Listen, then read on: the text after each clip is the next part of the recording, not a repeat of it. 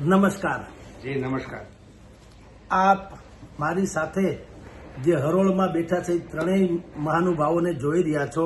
રામજીભાઈ જેતાણી છે, સુરતથી પધાર્યા છે. રમેશભાઈ ધાનાણી જે છે લુણીધારવાળા, અને પરસોત્તમભાઈ ડોક્ટર પંપવાળા, પરસોત્તમભાઈ કમાણી.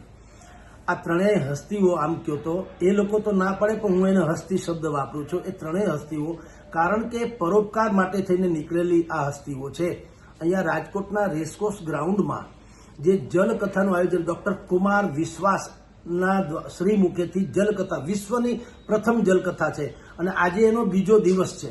બીજો દિવસ છે ને એ પાછો વિક્રમી દિવસ છે, કારણ કે આજે અનેક પ્રકારના વર્લ્ડ રેકોર્ડ ત્યાં સ્થાપિત થવાના છે.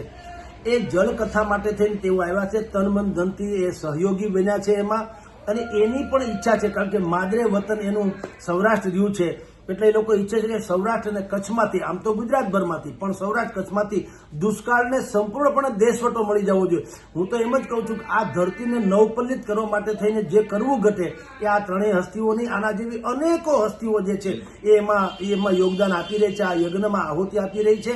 એટલે એમાં આપ તમે મારી બાજુમાં જે રમેશભાઈ ધાનાણી, તમે કલ્પના કરો એના સંકલ્પો જે છે દરેકે જીવનમાં ઉતારે તો કેટલું મહાન કાર્ય થઈ શકે. એણે એની દીકરીને કરિયાવરમાં ચેકડેમ આપ્યો. બોલો, આ તો કઈ જેવી તેવી વાત છે.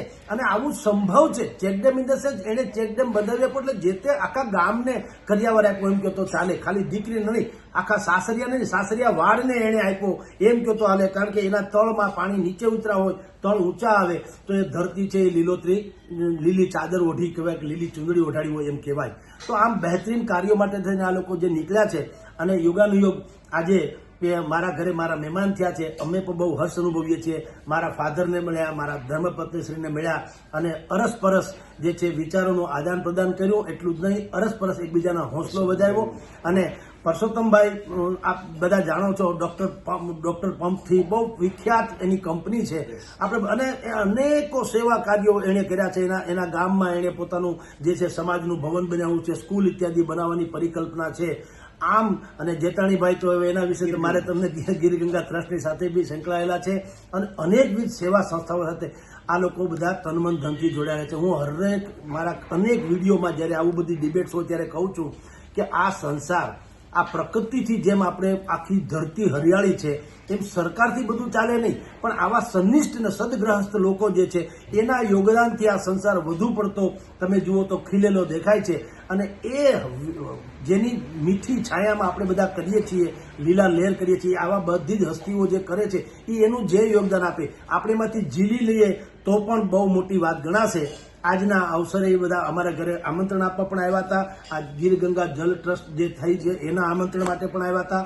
ખુશીઓથી મળવા પણ આવ્યા છે. અરસપરસ વિચારોના આદાન પ્રદાન માટે પણ આવ્યા છે. અને એની એવી પરિકલ્પના છે કે જેટલું સમાજમાં, હું ઘણા ટીવી ડિબેટમાં કહું છું ને કે બહુ શાક તીખું થઈ ગયું હોય ને તો લીંબુના 2 ટીપા નાખી દો તો દહીંની 2 ચમચી નાખી દો, તીખાશ ઘટી જાય. એમ આપણે સમસ્યાઓથી બહુ પીડિત હોવાનું કહીએ છીએ પણ ખબર નથી સમસ્યા કરતા તે ઉકેલ બહુ મોટી વાત છે. ને આ બધા ઉકેલ છે, ચાવી છે, આ તાળા નથી, આ ચાવી છે જેનાથી સમસ્યાઓ એટલે આના જેવા હજારો લોકો જે સમાજ સેવામાં જોડ થયેલા છે એ બધા છે એ ચાવીરૂપ લોકો છે. જો એનો સદુપયોગ કરવામાં આવશે તો ન કેવળ આપણું આ રાજકોટ કે સૌરાષ્ટ્ર બલકે ગુજરાત પણ નંદનવન બની શકે. આવી તમામ હસ્તીઓ પાસેથી જે આવડત છે એનો બધા સદુપયોગ કરે. મારા ઘરે આવા લોકોના પાવન પગલાં પણ થાય છે. સંતો મહંતો રોજે આવ્યા કરે છે. આજે આવા સમાજસેવીઓ આવ્યા છે. હું મારી જાતને પણ ધન્યતા અનુભવું છું અને એવી પરિકલ્પના કરું છું કે ન કરે નારાયણને ક્યાંક આ યજ્ઞમાં આહુતિ આપવાનું